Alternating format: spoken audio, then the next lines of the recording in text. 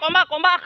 Alam dunia geus paciwe bencana datang ngeureuyeun nu maksiat beuki maceun nu ibadah beuki eueuh.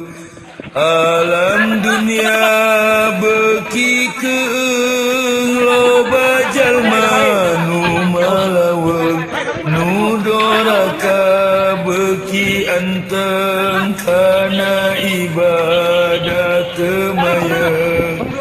Alam dunia beuki ruksak nu doraka pabalatak pamarentah geus teu mihak ka umat Islam geus lincah. Alam dunia geus pake wuku bencana angin puyuh loba tangkal anu rubuh katuti magera runtuh.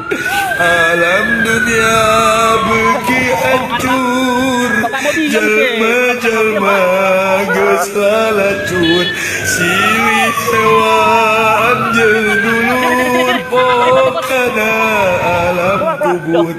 Alam dunia beuki poek geus loba jalma nu fasik umat Islam silih ledek ka ulama wani ngade.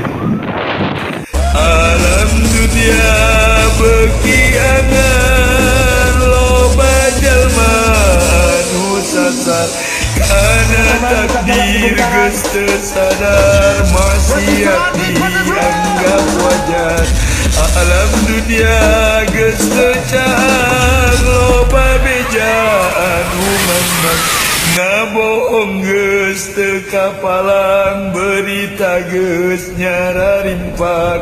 Alam dunia geus teu angger loba jalma anu lieur ka pasantren beuki minder kana salat ngabalieun.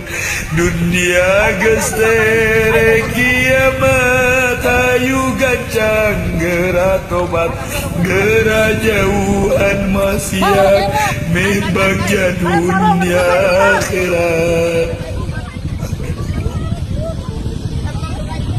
Alam dunia geus paciwe bencana datang ngeureuyeun nu maksiat beuki maceun nu ibadah beuki eueuh.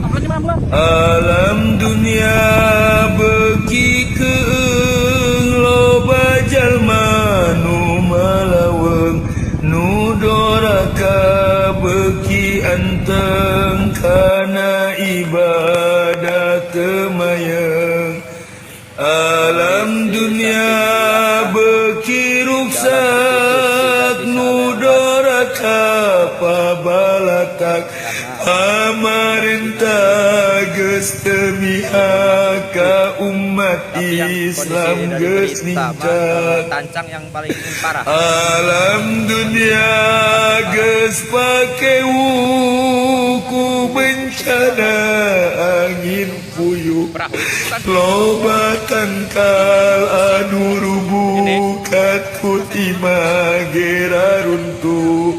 Alam dunia beuki hancur jalma-jalma geus lalacun silih hewan jeung dulur pokana alam kubur. Alam dunia beuki poek geus loba jalma nu fasik umat Islam silih ledek ka ulama wani ngade. Alam dunia beuki angan loba jalma anu sasar kana takdir geus teu sadar maksiat dianggap wajar. Alam dunia geus teu